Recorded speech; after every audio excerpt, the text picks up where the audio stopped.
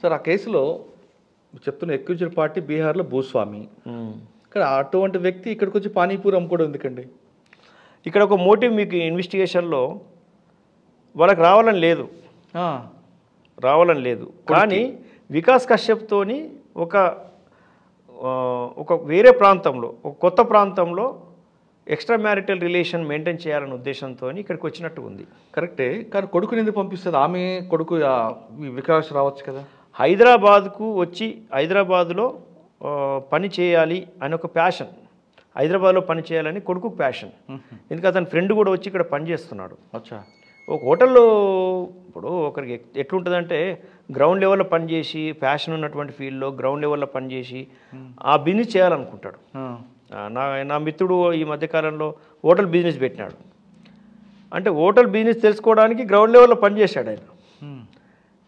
మన అంబానీ గారి గురించి చెప్తుంటాం. ఫస్ట్ గన్ పట్టుకొని పెట్రోల్ పోసాడు, డీజిల్ పోసాడు, తర్వాత పెద్ద ఇండస్ట్రియలిస్ట్ అయ్యాడు అని చెప్పుకుంటుంటాం. అందుకే ఎవరైనా కానీ హోటల్ బిజినెస్ చేయాలనే ఉద్దేశంతో రావడం, ఇక్కడ ఉండిపోవడం, అక్కడ పరిచయం ఏర్పడడం, ఆ పరిచయం ఏర్పడిన తర్వాత మమతాజా వికాస్ కశ్యప్తో పాటు ఇల్లీగల్ ఇంటిమసీ మెయింటైన్ చేయాలనే ఉద్దేశంతో ఇక్కడ రావడం, అదంతా కూడా జరిగింది అట్లా.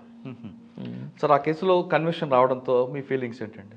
అక్యూజ్డ్ అంటే ఒక మహిళను, గర్భిణీ స్త్రీని, అంటే నేను పోలీసులకు వచ్చిన తర్వాత నేను చాలా బాధపడే సంఘటనలు ఏముంటాయంటే, ఒక వ్యక్తి ఇంకో వ్యక్తిని కొట్టడం, భౌతికంగా దాడి చేయడం ఆయనకు హక్కు లేదు.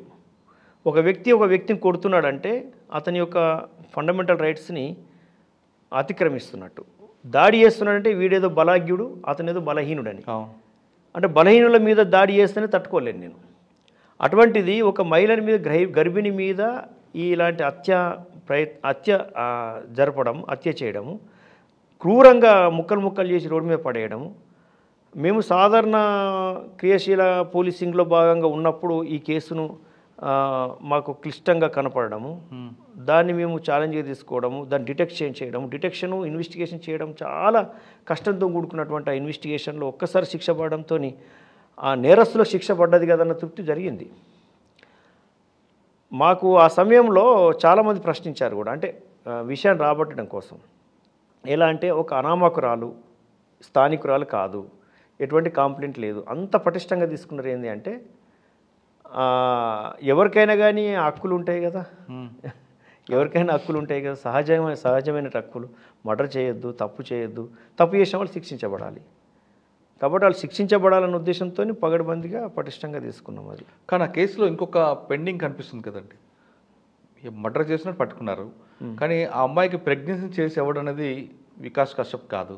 మరి ఎవరు ప్రెగ్నెన్సీ చేశారనే విషయం ఏమైనా ఫర్దర్ ఇన్వెస్టిగేషన్లో బయటకు వచ్చిందా? ఇక్కడ మర్డర్ మీదనే ఇన్వెస్టిగేషన్. ఓకే, మర్డర్ మీద ఇన్వెస్టిగేషన్, మోటివ్ మీద ఇన్వెస్టిగేషన్. ఆ ఇల్లీగల్ ఇంటిమసీ ఎవరితో ఉన్నదనేది మనకు ఇక్కడ కేసు ఫ్యాక్ట్ కాదు. దాన్ని ఇన్వెస్టిగేషన్ చేసినా ఇక్కడ నిలబడదు అది. ఇక్కడ ఇన్వెస్టిగేషన్ అండ్ ఫోకస్ అంతా కూడా ఈ ఫ్యాక్ట్ మీదనే చేయాలి, మర్డర్ మీదనే చేయాలి. కేసు ఇష్యూ బై ఇష్యూ ఉంటుంది. వాడు ఎస్కేప్ అయిపోయాడు అంటే ఎస్కేప్ అయ్యండి కూడా మనం చెప్పలేము ఇక్కడ. ఇప్పుడు ఆమె కంప్లైంట్ ఎవరు ఇవ్వాలా? నాకు నష్టం జరిగింది, నాకు భంగం జరిగింది, నాకు అన్యాయం జరిగిందని కంప్లైంట్ ఎవరు ఇవ్వాలి ఇక్కడ? డిసీజ్డ్ ఆమె చెప్తున్నాడండి. ఎవరి ద్వారా, అంటే ఎవరు ఎక్కువగా వస్తున్నారు తల్లి దగ్గరికి? ఎట్లా? కొడుకు ఉన్నాడు కదా జెట్లిన్ అని, తన తల్లి దగ్గరికి ఎవరు వస్తూ పోతున్నారు విషయాన్ని ఎప్పుడో చెప్పలేదు. మనం అడగలేదు కూడా, అడిగి కూడా తెలుసుకోము. ఎందుకంటే చిన్న బాబు అది సెన్సిటివ్గా ఉంటుంది ఆయన హ్యాండిల్ చేయడము. కాబట్టి ఇక్కడ ఈ ఫ్యాక్ట్ను రాబట్టడానికి మనం ప్రయత్నం చేస్తాం. అక్కడ అసందర్భమైనటువంటి అంశం కింద మనం తీసుకోవాల్సి వస్తుంది. సందర్భం ఇక్కడ ఈ కేసుకు ఉపయోగపడే విషయాలు, ఏ విషయం ఆ విషయం ఉంటుంది, కేసు బై కేసు ఉంటుంది, ఫ్యాక్ట్ బై ఫ్యాక్ట్ ఉంటుంది. సార్ కేసులో చనిపోయిన అమ్మాయి కొడుక్కి ఏమైనా ప్రభుత్వం తరపు నుంచి ఏమైనా డబ్బులు అందే అవకాశం ఉందా? జడ్జిమెంట్లో అయితే సెక్షన్ 327 సిఆర్పిసి ప్రకారంగా కంపెన్సేషన్ అవార్డు అయింది. దీని విషయంలో వాళ్ళకు సమాచారం ఇచ్చి ఇక్కడ నుంచి మా వైపు నుంచి కూడా ప్రాసెస్ చేసి వాళ్ళకు కంపెన్సేషన్, నష్టపరిహారం స్టేట్ వైపు నుంచి ఇప్పించాల్సిన అవసరం ఉంటుంది, దొరుకుతుంది ఫ్యూచర్. ఓకే సార్, నెక్స్ట్ ఎక్కడికి వచ్చారు? గచ్చిబౌలి తర్వాత గచ్చిబౌలి ఇంకేమైనా గుర్తున్నాయా? ఇంకొక పెద్ద కేసు గుర్తుంది. ఒకరోజు నేను 10:30కి ఇంకా టైం అయిపోయింది, ఇంటికి వెళ్దామని రెడీ అయ్యి లేచాను. నాకు ఎదురుగా సెంట్రల్ యూనివర్సిటీ స్టూడెంట్స్ ఎదురయ్యారు పోలీస్ స్టేషన్లో. అదే కొత్త బిల్డింగ్. అవును. అయిన తర్వాత వాళ్ళంతా ఇట్లా అనాసక్తతతో కుంటుకుంటూ ఏదో రోగగ్రస్తులాగా ఎదురయ్యారనమాట. ఇద్దరు జంట, వాళ్ళంటే కొంతమంది స్టూడెంట్స్ రాగానే వాళ్ళు చెప్పిన విషయాన్ని బట్టి గ్యాంగ్ రేప్ జరిగిందని చెప్తున్నారు. ఎలా జరిగిందంటే అక్కడ పరిచయాలు ఉంటాయి, ఫ్రెండ్స్. అవునండి, యూనివర్సిటీలో ఉంటారు, వేరే వేరే స్టేట్ నుంచి వస్తుంటారు ఫ్రెండ్స్, క్లాస్మేట్స్ ఇద్దరు, బాయ్ అండ్ గర్ల్. ఒక మూన్ లేక్ ఏరియా అని ఉంటుంది. అవును. చెరువు ఉంటుంది, ఒక పెద్ద రాయి ఉంటుంది, రప్ప ఉంటుంది, అంతా అక్కడ కూర్చొని అక్కడే మాట్లాడుకుంటుంటారు. గోడ దూకి 5 వేగా బ్యాండ్స్, 4 గోడ దూకి వచ్చేసి వీళ్ళ దగ్గర సెల్ ఫోన్ లాక్కొని, ఒక చైన్ లాక్కొని, వాళ్ళ దగ్గర ఉన్నటువంటి పర్సు ఏదో లాక్కొని వెళ్ళిపోవాలనుకున్నారు వాళ్ళు. కానీ వాటితో పాటు వాళ్ళ మీద, అమ్మాయి మీద వాళ్ళకి ఆశ కలిగింది, లస్ట్ ఏర్పడ్డ తర్వాత అమ్మాయిని టీచ్ చేయడం మొదలుపెట్టారు. ఇతను అడ్డుకున్నాడు, ఇతను కొట్టారు, అమ్మాయి మీద మళ్ళీ అటాక్ చేశారు, మళ్ళీ అతను అడ్డుకుంటాడు, ఆయన్ని మళ్ళీ కొడతారు, మళ్ళీ అటాక్ చేస్తారు. అట్లా 2 గంటలు జరిగింది ఫిజికల్ అటాక్. 2 గంటల పాటు, అంటే 5:30 6 o'clock స్టార్ట్ చేస్తే 8 o'clock వరకు, అంటే చాలా క్రూరంగా. మరి ఎవరు రాలేదు చుట్టుపక్కల? యూనివర్సిటీ అడవి కదండి, 4000 acres అది. యూనివర్సిటీలో ఒక సెక్యూరిటీ ఉంటుంది కదా ప్రైవేట్గా. వీళ్ళు ఎక్కడికో వెళ్ళిపోయారు. అసలు చాలా పెద్ద చెట్లు ఉంటాయి, గుంపు ఉంటుంది, అడవి ఉంటుంది. College, hostel, administrative block, examination block, ఇవి తప్ప ఎక్కడ కనపడరు. ఓకే. ఎవరు హాస్టల్లో వాళ్ళు ఉంటారు, అందరు తిరగరు. కొంతమంది ఏదో రిలాక్స్ కోసం వెళ్తుంటారు. వీళ్ళేసి అక్కడ మాట్లాడుకుంటున్న టైంలో ఇది జరిగింది. ఎవరు లేరు ఇంకా, టైంలో చీకటి అయిపోయింది. అరుపులు, కేకలు వీళ్ళ మధ్యన జరుగుతున్నాయి.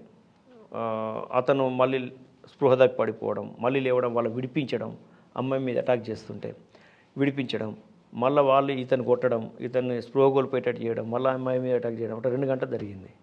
చాలా అరుదైన సంఘటన అది, అటువంటివి చాలా తక్కువ వింటుంటాం. ఆ సంఘటన జరిగిన వెంటనే మనం వెంటనే స్పందించాలి. కంప్లైంట్ వచ్చి రేపు అటెంప్ట్ అన్నారా, రేపు అని చెప్పారు వాళ్ళు అటెంప్ట్ అని చెప్పారు. అటెంప్ట్ అని చెప్పారు. అంత మనం పూర్తిగా టైంలో అడగలేము, వాళ్ళు చెప్పింది అర్థం చేసుకోవాలి మానసికంగా.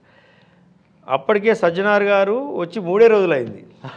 అవును, గుర్తొచ్చింది ఇప్పుడు. మా పరిస్థితి ఏంటి, అరే వారి దగ్గర మేము ప్రూవ్ చేసుకోవాలి ప్రొఫెషనల్స్ అని. మార్చి నెలలో ప్రొఫెషనల్స్ అని చెప్పి ప్రూవ్ చేసుకోవాలి. అప్పటికే పింకీ కేసు డిటెక్ట్ అయిపోయింది, అరెస్ట్ నడుస్తూ ఉన్నాయి, ఇన్వెస్టిగేషన్ నడుస్తూ ఉంది. ఇన్వెస్టిగేషన్ పగడ్బందీ ఉండే విధంగా మేము ప్రత్యేక చర్యలు తీసుకుంటున్నాం. ఆ సమయంలో కేసు డిటెక్ట్ చేయాలి ఎట్టి పరిస్థితుల్లో, ఎలా అని చెప్పి మళ్ళీ సేమ్ పింకీ కేసు లాగానే టీమ్స్ అని నైటే ఫామ్ చేసి మా ఎస్ఐ ధర్మేషు, రమేష్, వెంకటేశ్వర్లు వీళ్ళ సమక్షంలో అందరినీ బాగా తీసి, మా ఆఫీసర్స్ అంతా కొంచెం వచ్చారు, అప్పటికి సపోర్ట్ స్టార్ట్ అయింది. మొత్తం మీద నైటే ఒక చెప్పు దొరికింది మాకు అక్కడ. ఆ చెప్పు పట్టుకొని పక్కనున్నటువంటి గుల్మోహర్ పార్కు, ఆ పక్కన ఉన్నటువంటి కొన్ని కాలనీస్ ఉన్నాయి, చందానగర్ వరకు కూడా నైట్ కొన్ని వేలెండ్ కవర్ చేసాం. ఇది చెప్పేవారిదని వెనక నల్లగండ్ల విలేజ్ ఇవన్నీ ఉన్నాయి, నల్లగండ్ల ఉన్నది, లక్ష్మీ విహార్ కాలనీ అన్నీ ఉన్నాయి, ఇవన్నీ ఉన్నాయి, మీరు చెప్పేటివన్నీ కూడా ఉన్నాయి. అంతటా తిరిగితే ఈ చెప్పు పలానా రంజిత్ అని తెలిసిపోయింది. ఆ చెప్పు చాలా పొడుగు ఉంది, అది 11 సైజు. ఈ రంజిత్ అని తెలిసిపోయింది. రంజిత్ ఎవడని చెప్పి ఆరాధిస్తే మనకు ఒక గ్యాంగ్ ఉంది. వాళ్ళని చిల్లర కేసుల్లో, ఆన్లైన్లో దొంగతనం కేసుల్లో కూడా ఒక 10-12 కేసులు ఉన్నాయి వాళ్ళ మీద, అరెస్ట్ అయి ఉన్నారు. వాళ్ళ ఫొటోస్ వచ్చి అన్నీ వచ్చేసాయి. నైటు మేము ప్రయత్నం 11 o'clock 11:30కి మొదలు పెడితే 4:30 కల్లా ఎర్లీ మార్నింగ్ కేసు డిటెక్ట్ అయిపోయింది. పికప్ చేశారా? పట్టుకొచ్చేసాం. అంటే ఎంత టెన్షన్లో ఉన్నారంటే ఆఫీసర్స్ కూడా, సీనియర్ ఆఫీసర్స్ కూడా. ఈ కేసు డిటెక్ట్ చేయకపోతే అప్పటికే యూనివర్సిటీ అంతా పోలీసు మీద అగెనిస్ట్గా ఉన్నారు. అవును, అప్పటికే వేముల రోహిత్ సూసైడ్ కేసు, రాహుల్ గాంధీ వచ్చిపోయారు, పొలిటీషియన్స్ వస్తున్నారు, అక్కడ బందోబస్తు సెటప్ ఉంది, ఎవరిని అలో చేయట్లేదు, పోలీస్ అలో చేయట్లేదని పోలీస్ మీద బాగా అగెనిస్ట్గా ఉన్నారు స్టూడెంట్స్. అంత ఉన్నటువంటి అటువంటి అట్మాస్ఫియర్లో ఈ సంఘటన జరిగింది. అంటే అదొకటే కాకుండా ప్రీవియస్ రికార్డ్ తీసుకుంటే యూనివర్సిటీలో గ్యాంగ్ రేపులు జరిగేవండి, ఇప్పుడు కాదు. అప్పుడు చందానగర్ లిమిట్స్లో ఉండేది అది.